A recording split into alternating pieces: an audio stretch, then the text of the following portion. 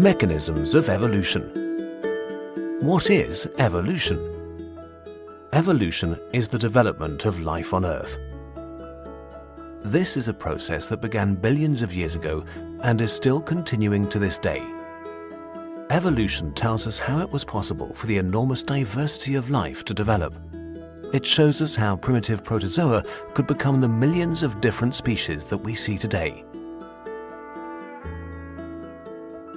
Evolution, then, is the answer to the question that we have all asked on seeing a Dachshund and a Great Dane together.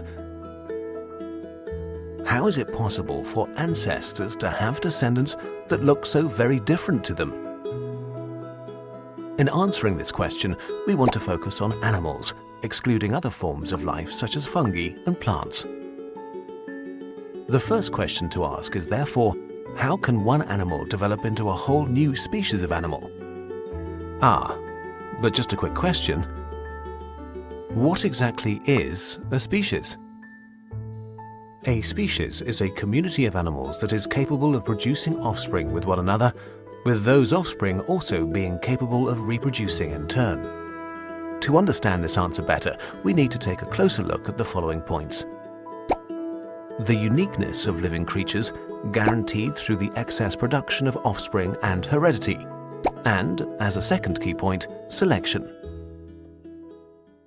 Let's begin with uniqueness. Every creature that exists is unique, and this is essential for evolution. The members of a species may strongly resemble each other in appearance, however, they all have slightly different traits and characteristics. They may be a bit bigger, fatter, stronger, or bolder than their fellow animals. So what is the reason for these differences? Let's take a closer look at a creature. Every creature is made up of cells. These cells have a nucleus. The nucleus contains the chromosomes, and the chromosomes hold the DNA. DNA consists of different genes, and it's these genes that are life's information carriers. They contain instructions and orders for the cells and determine the characteristics and traits that living creatures have. And it's precisely this DNA that is unique to every creature. It's slightly different from individual to individual, which is why each has slightly different characteristics. But how is the enormous range of DNA created? One key factor is the excess production of offspring. In nature, we can observe that creatures generally produce far more offspring than is necessary for the survival of their species, with many offspring dying an early death as a result. Often there are even more offspring than the environment in which they live is able to support. This is one factor in increasing diversity within a species. The more offspring that are produced, the more little differences occur. And this is what nature wants: as many little differences as possible. The second major cause of the uniqueness of individuals occurs in heredity itself. By the way, heredity means the passing on of DNA to offspring. Two very interesting factors come into play in this process: recombination and mutation. Recombination is the random mixing of the DNA of two creatures. When two creatures fall in love and mate, they recombine their genes twice. The first time they do this separately, when they generate the gametes, that is, sperm and egg cells. The gametes take half of the genes and shuffle them. The second recombination occurs when a male inseminates a female. The parents each provide 50% of their DNA, in other words, 50% of their unique traits and characteristics. These are then recombined or mixed, and the result is new offspring. These offspring have a random mix of the DNA and therefore the traits and characteristics of their parents. This increases the diversity and differences within a species even further.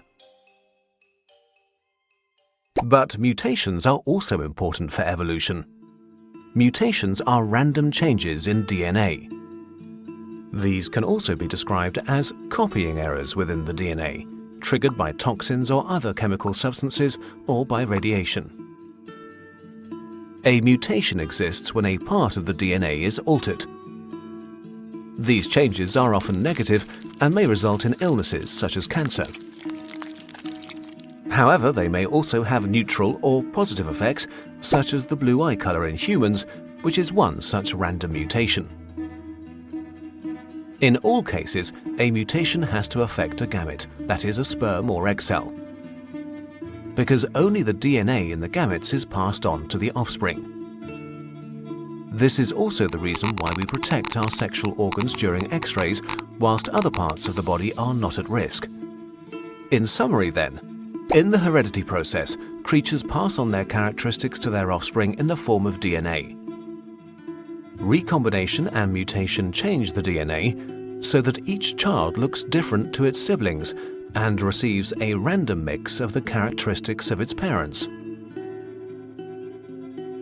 There's a key word here: random. All of these processes are based on chance. Random recombination and mutations result in individuals with random mixes of traits and characteristics, which in turn mix these randomly and pass them on. But how can so much be down to chance when all living creatures are so perfectly adapted to their environment?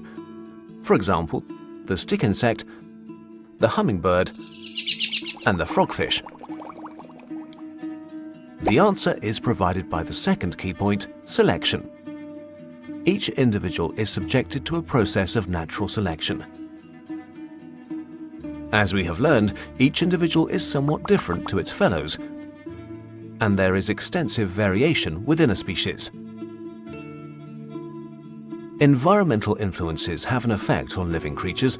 These so-called selection factors include predators, parasites, animals of the same species, toxins, changes in habitat, or the climate. Selection is a process that each individual is subjected to. Every creature has a unique mix of traits and characteristics.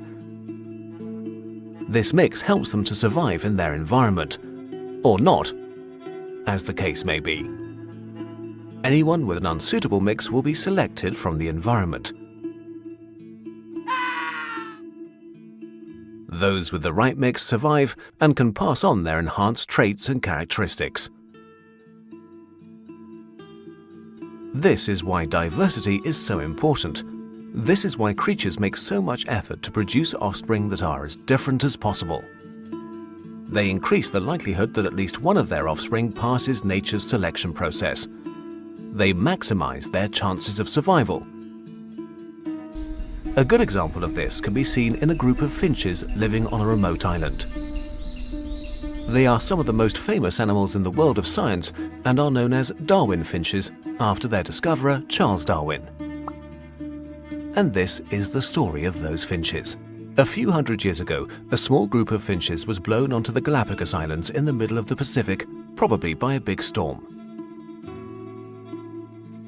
The finches found themselves in an environment that was completely new to them, a real finch paradise, an abundance of food, and no predators. They reproduced rapidly and numerously. The islands were soon heaving with finches. This meant that food supplies became increasingly scarce. The finch paradise was threatened with famine, and finch friends became competitors. This is when selection intervened. Their individuality and small differences, in this case their slightly different beaks, meant that some of the birds were able to avoid competing with their fellow finches. The beaks of some of the finches were more suitable for digging for worms. Other finches were able to use their beaks better for cracking seeds. The finches consequently sought out ecological niches. In these niches, they were safe from excessive competition. They soon began to mate primarily with other finches that used the same niche. Over the course of many generations, these characteristics were enhanced, enabling the finches to exploit their niches successfully. The differences between the worm diggers and the seed crackers became so large that they were no longer able to mate with one another. Different species emerged as a result. Today there are 14 different species of finch living on the Galapagos Islands, all of which are descended from the same group of stranded finches.